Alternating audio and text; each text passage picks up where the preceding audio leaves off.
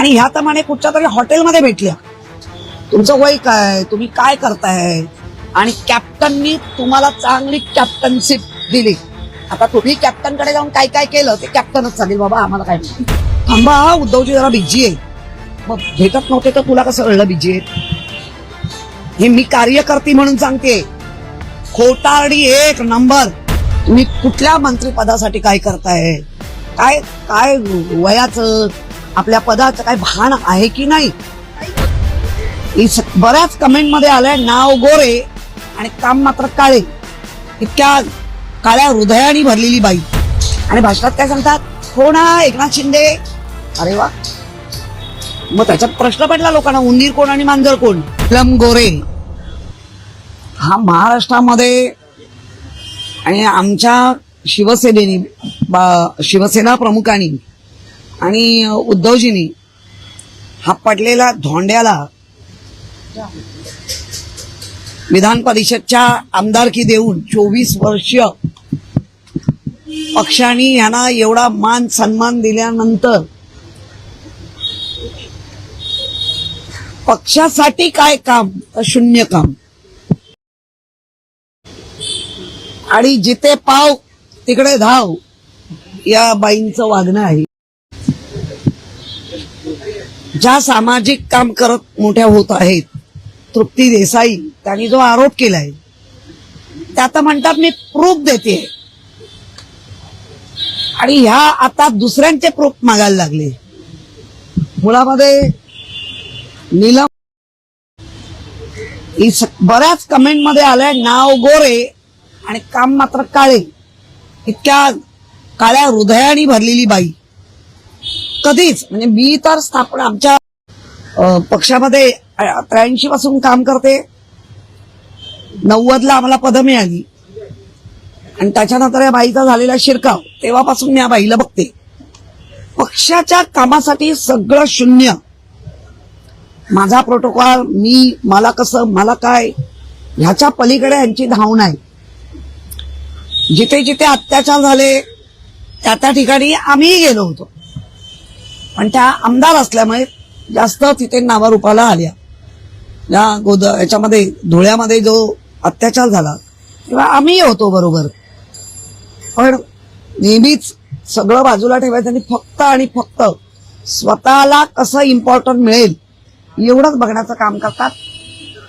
आज जेव्हा त्यांच्या पूर्ण अंगाशी आल्यावर या कॅप्टन खरात, आता कॅप्टन खरातचे विविध प्रकार आपल्या समोर येतात. महिलांवर अत्याचार तर आहेच, पण मंत्री पद कसं मिळवून द्यायचं आणि त्याच्यासाठी रक्त कसं व्हायचं आणि त्याच्यासाठी आपला लाभ कसा करून घ्यायचा, अशा अनेक मंत्री त्यांना भेटले.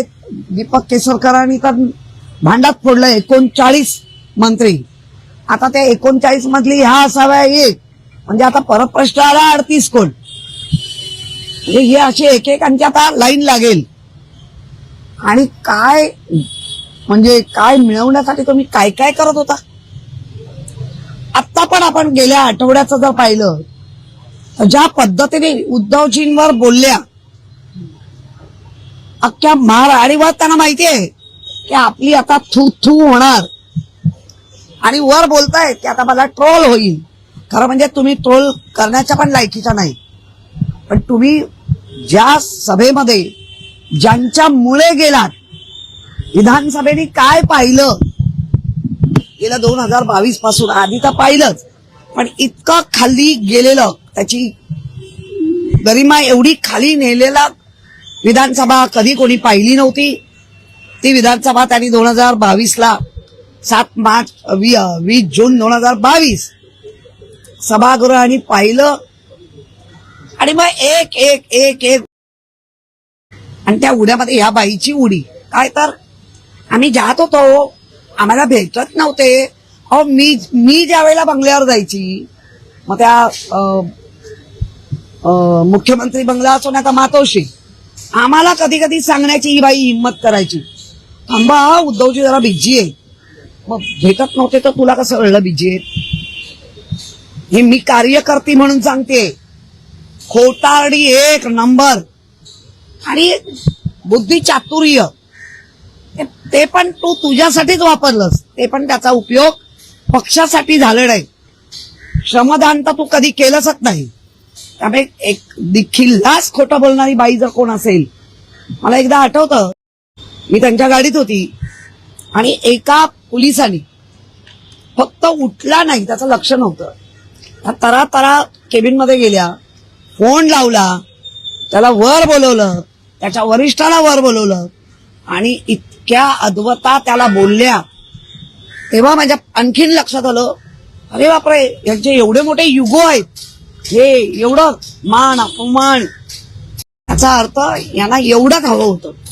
आणि जेव्हा कळलं की आता हे उद्धवजींकडनं मिळत नाही, कदाचित मिळणार नाही, तशी उडी एकनाथ शिंदे. आणि भाषणात काय सांगतात, कोण हा एकनाथ शिंदे? अरे वा, मग त्याच्यात प्रश्न पडला लोकांना, उंदीर कोण आणि मांजर कोण, साक्ष कोण कोणाची काढताय. त्यामुळे ह्या बाईवर आता सामोरी जा आणि तुझे पुरावे बाहेर येत आहेत. आणि कॅप्टननी तुम्हाला चांगली कॅप्टनशिप दिली. आता तुम्ही कॅप्टनकडे जाऊन काय काय केलं ते कॅप्टनच सांगेल, बाबा आम्हाला काय.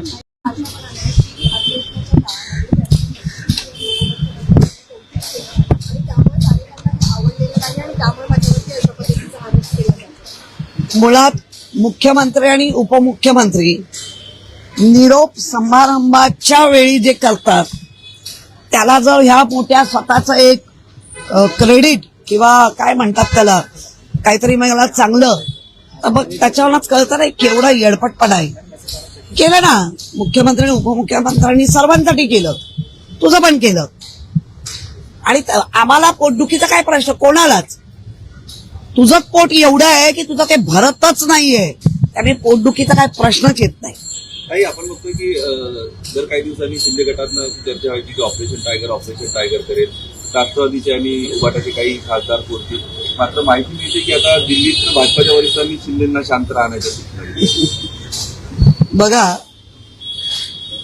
मला काहीतरी दिल्लीश्वरांनी द्यावं, माझं वजन हळूहळू कमी होत आहे, राजकीय, शरीराचं वाढतंय की मला नाही माहिती, राजकीय होतंय. त्याच्यामुळे जी काही तळमळ आणि जी काही महाराष्ट्रात आम्ही बघतोय ह्यांच्याबद्दल झालेली मळमळ, त्यामुळे जाऊन दिल्ली समोर शड्डू ठोकायचे. दिल्लीश्वरांच्या लक्षात आलं की हे जास्त झालं तर आम्हीच बदनाम जास्त होऊ. आधी ऑलरेडी दिल्लीश्वर बदनाम झाले ह्याच प्रकरणामुळे, अधिक होऊ. आणि हा एक महाराष्ट्र, अशा अनेक राज्य त्यांच्या विरोधात उभे राहत आहेत. अजून महाराष्ट्र कारणीभूत होऊ नये आणि आता त्यांचं काम संपलेलं आहे असं दिल्लीश्वरांना वाटतंय. जेवढं काय राष्ट्रवादी तोडायची होती, शिवसेना बाळासाहेबांची फोडायची होती, ते आता तोडून फोडून मोडून झालेले आहेत. आणि त्यांनी पाहिलं, एवढं तोडलं मोडलं, सगळ्या मुंड्या चित केलं, तरी शिवसेना मुंबईमध्ये 65 संख्येनी, आणि जे आता ते अभ्यास नक्की करत असतील, 16 सीट ह्या 50 म्हणजे 100 आणि 50च्या बदले, याचा अर्थ तो त्यांनी लक्षात घेतला असेल की ह्याची उपद्रव्यता संपलेली आहे. आज अश्विनी भिडे मुंबई महानगरपालिकातील आयुक्तपदाची पदभार स्वीकारतील असं सांगितलं जातंय. मोठा विरोध एकनाथ शिंदे करताना बघायला मिळाले, मात्र कुठतरी त्यांची बोळवण केली. तुषार दोषींना सक्तीच्या रजेवर पाठवून त्यांची बोळवण करून अश्विनी भिडेंना हे केलं असं वाटतंय तुम्हाला? महापालिकेत महापौर महिला आहेत, विरोधी पक्षनेता तुम्ही महिला आहात, आयुक्तपदी सुद्धा महिला आहेत. मुळामध्ये भिडे मॅडम, अश्विनी भिडे या आपल्याकडे एएमसी म्हणून काम करून गेलेले, त्यांच्या सोबत आम्ही काम केलेलं आहे. आणि त्यांच्या सोबत काम करत असताना त्यांच्या संपूर्ण त्यांचा जो कार्यभार आहे तो कसा असतो, त्या अतिशय सकारात्मक दृष्टीने काम करतात. सकारात्मक दृष्टीमध्ये ते पक्ष भेदाभेद करत नाही. त्या एएमसी होत्या आणि गुड लक त्यांचं की या वेळेला ह्या मुंबई महापालिकेवर पहिल्यांदा ज्या एएमसी होत्या त्या पुन्हा आयुक्त म्हणून येत आहेत. कारण मुंबईमध्ये पहिल्यांदा ज्यापासून विरोधी पक्षनेता, त्याच्यामध्ये पहिल्यांदा महिला विरोधी पक्षनेता, आता पुन्हा एएमसी बनून आलेल्या आता आमच्याकडे आयुक्त म्हणून येत आहेत आणि त्या पण महिला महापौर तर आहेतच. त्यामुळे खरंच आहे महिला सेक्रेटरी आहेच MS डिपार्टमेंटची. त्यामुळे खरंच महिला राज आहे. आणि शिंदेचा विरोध होता नाही होता तो आम्हाला माहिती नाही, पण त्यांच्यात धुसफूस आहे ही मात्र हळूहळू फुसफुसनी बाहेर येते एवढी नक्की. काही सोबत मंत्रिमंडळात सुद्धा फेरबदल करावे अशा पद्धतीच्या बातम्या येत आहेत. दीपक केसरकर असतील किंवा अन्य मंत्र्यांकडे काही नाराज आहेत, कॅमेरासमोर काही वर्तणूक झाली आहे, नाराज आहेत, काही मोठी फेरबदल करण्याची शक्यता ती सुद्धा खराब करतात. हा आपण गेल्या वर्षभरात पाहिलं कोण कॅन्टीनच्या मुलांना जाऊन ठोसे मारतायत, कोण हा म्हणजे अर्ध नग्न खाली उतरून मारामाऱ्या करतायत, कोण बॅगाच्या बॅगा म्हणजे आम्हाला सांगता ना खोके बोलू नका, तर आम्ही म्हणायचं आता भरलेल्या बॅगा खोक्यांसारख्या भरलेल्या बॅगा त्याचं लक्ष्मी दर्शन दाखवतायत. तर कोण सांगतंय की मी 35 कोटीवर पाणी सोडलं, मला मिळणारा लाभ हा 35 कोटीचा होता आणि तो माझ्या कार्यकर्त्यांसाठी सोडला. मला तुमच्या माध्यमातून सांगायचं आहे, जर कार्यकर्त्यासाठी 35 कोटी सोडले आहेत तर जरा कार्यकर्त्यांची कौलं चेक करा, काही सोन्या बिन्याची घातली आहेत का. कारण कार्यकर्ता भाग्यशाली आहे म्हणायचा. काही थापा मारतायत आणि आता तर काय कॅप्टननी सगळ्यांना कॅप्टनशिप देऊनच टाकली. काय दिलंय लाभ, कुठला लाभ दिला तो आता कॅप्टनच सांगू शकतो. आणि आलेले व्हिडिओज, कारण त्या आलेल्या व्हिडिओवर पण आता बंदी घातलीच पाहिजे. काही महिला ठरवून गेले आहेत, काही महिला फुसलवून असं काही चित्र अजून. पण महिलांचे पालक गेलेले असताना ज्या कॅप्टननी धाडस केलं ते धाडस या राजकीय लोकांचं पाठबळ होतं म्हणूनच एवढ्या मोठ्या प्रमाणात ऑफिसमध्ये इम्पोर्टेड काच लावून की ज्या काचेतून बाहेरचं दिसतं पण आतलं दिसत नाही अशा पद्धतीने अत्याचार केलाय. आणि ह्या प्रमाणे कुठच्या तरी हॉटेलमध्ये भेटल्या. तर कॅप्टन काय वृत्तीचा माणूस, तुमचं वय काय, तुम्ही काय करताय, तुम्ही कुठल्या मंत्रिपदासाठी काय करताय, काय वयाचं आपल्या पदाचं काय भान आहे. ताई काल सभागृहामध्ये तुम्हाला बऱ्याच ठिकाणी थांबवण्यात आलं होतं. काय मुळामध्ये काल आम्हाला भाजपकडून असं सांगितलंय 50 खोके आम्ही त्याला उत्तर देणार, 50 ठोस्याने आम्ही उत्तर देणार, तुम्ही जर 50 कोटीची घोषणा दिली तर 50 ठोसे म्हणून अशा पद्धतीने आम्ही उत्तर देणार. घोषणा किंवा मोदी अशा पद्धतीच्या घोषणा या गाजतायत सभागृहात. नाही, मुळामध्ये अशा धमक्या, अशा पोकळ धमक्या आम्ही घाबरत नाही. ठोशी मारायला तर आम्ही काय केळी काढायला जाणार का? हा, तुम्ही द्याल तेव्हा. इतका पण मागचे आमचे इतिहास जरा तपासा, नवीन आलेत त्यांनी. हा, एक मिनिट. काल जो प्रकार घडलाय तो महापौरांनी आम्हाला फोन केले, महापौरांच्या डिपार्टमेंटमधनं फोन आले, कुठलाही विषय सांगितला गेला नाही. पण प्रथम नागरिक आणि मुंबई महानगरपालिकेच्या महापौर ज्या सभा चालवण्यासाठी इम्पॉर्टंट असतात आणि मुंबईसाठी इम्पॉर्टंट आहे, त्यांनी बोलवल्यानंतर लगेच जायलाच पाहिजे. आम्ही गेलो. मी स्वतः होती, माझ्याबरोबर मनसेचा गटनेता आमचा यशवंत, त्यानंतर उबाळे, त्यानंतर सपाच्या कोण, अशा सगळेजण आम्ही 4 जण तर होतो. आणि गटनेता म्हणून अभय घोले आले, त्याच्यानंतर एक शिंदे आले, सगळे आले. अमयनी सगळ्यांना बोलवलं आणि मी एवढं म्हटलं पण की अरे गटनेत्यांची मीटिंग आहे आणि आम्हाला महापौरांशी बोलायचंय. शांत बसलो. नाही, आम्हाला महापौरांची वैयक्तिक बोलायचंय. मी म्हटलं ठीक आहे, आम्ही बसतो इकडे, तुम्ही अँटी चेंबरमध्ये जा आणि जे बोलायचं ते बोला, काही हरकत नाही. 10 मिनिटं उशीर चालेल. नाही, आम्हाला इथेच बोलायचं. तर मीच म्हटलं म्हणजे आम्ही उठायचंय का, इथेच बोलायचंय, त्यांच्याशीच बोलायचं, तर मग आम्ही सगळे गटनेते उठायचंय का? नाही ते महापौर ठरवतील. महापौरांकडे बघितलं, नाही थांबा तिकडे. मी म्हटलं आम्हाला जे बोलवलं ते ह्याच्यासाठी बोलवलं का? आणि मग आम्ही खरं म्हणजे मला पत्रकारांसमोर मला वाटलं वेगळा तिकडे दरवाजा जो उघडा असतो तिथून मी आपलं सहज निघून जाईल. मला बाहेरच काही पत्रकार भेटले आणि असा अपमान जर महापौर करणार असेल, माझं काय म्हणणं होतं, समय सूचकता दाखवा.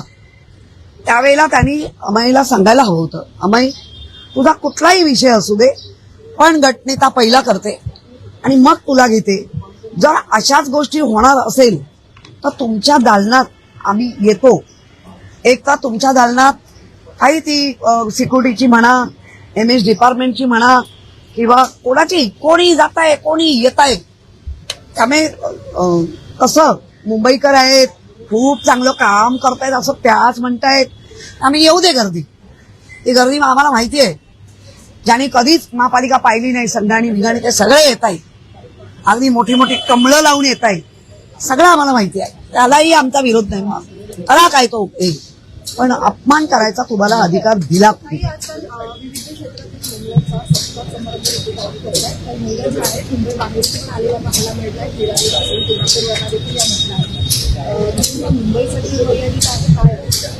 मुळामध्ये कुठलाही कार्यक्रम एवढा मोठा करतो तर त्यासाठी गटनेत्यांना बोलवून की बाबा आपण हा महापौरांचा कार्यक्रम राहिलाय, आपण करतोय, तुमच्या नगरसेवकांना सगळ्यांना सांगा की मुंबईच्या मर्यादित असलेल्या लोकांचे तुम्ही फॉर्म भरा आणि तुमच्या शिफारसीने आम्हाला कळवा.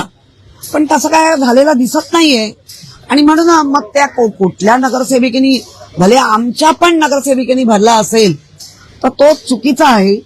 कोल्हापूर वगैरे त्यांची नोंदणी असेल आणि त्या फिरायला म्हणून मुंबईत आल्या असतील आणि त्यांना जर महापौर पुरस्कार मिळणार असेल, मग त्या कोणत्याही पक्षाच्या असू दे, हे महापौरांनी चेक करायला पाहिजे. महापौरांच्या असलेल्या कमिटीनी हे पूर्ण चेक करायला पाहिजे.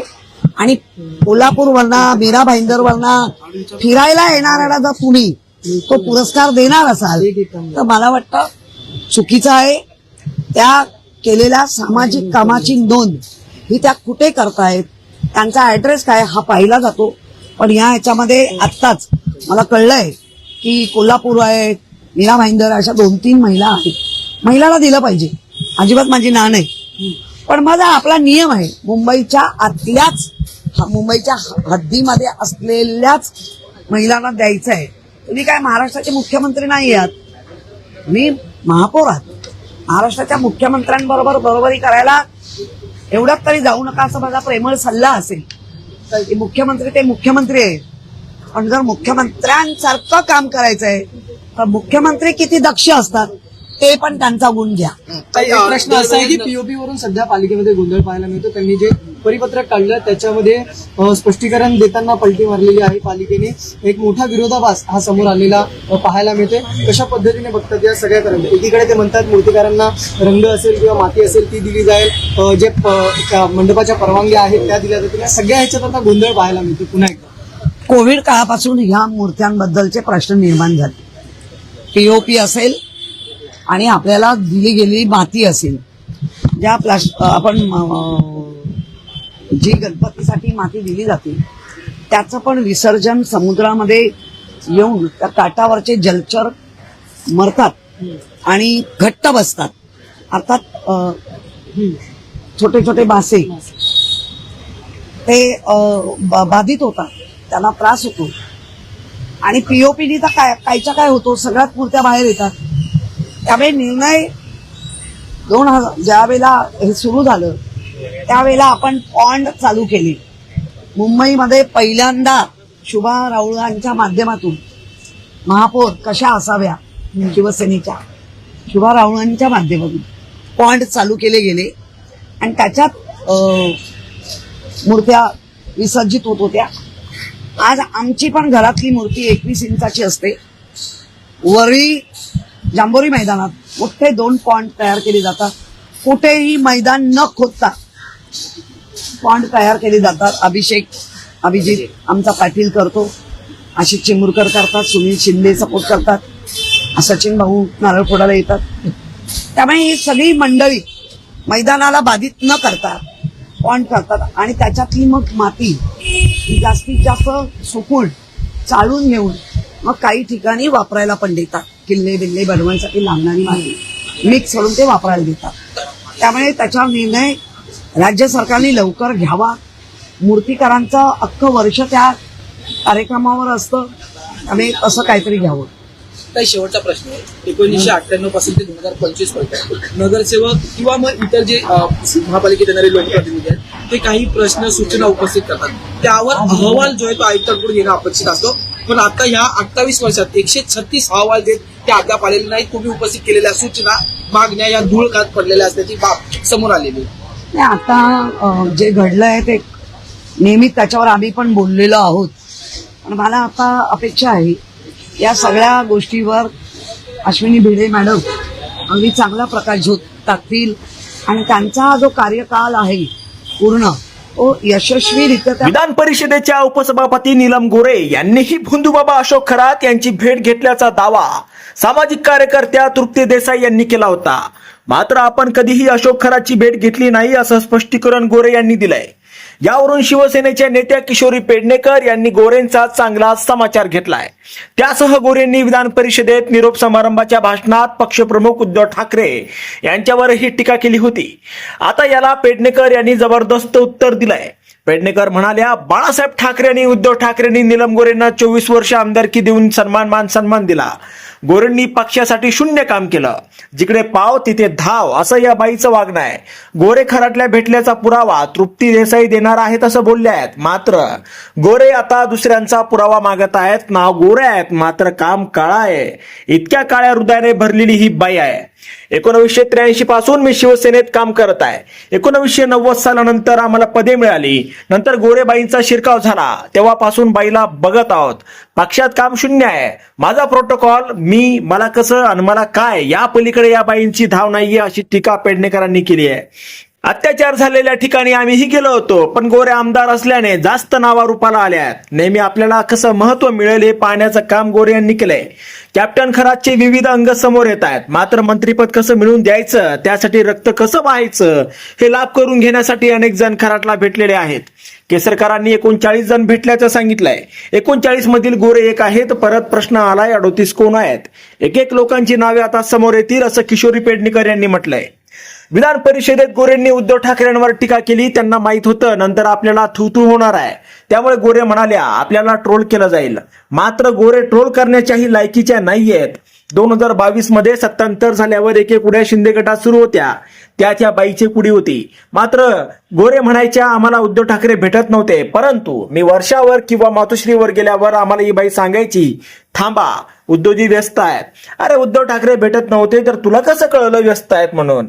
हे मी कार्यकर्ते म्हणून सांगत आहे. एक नंबर खोटारडी बाई आहे ही असा घणाघात पेडणेकरांनी केलाय.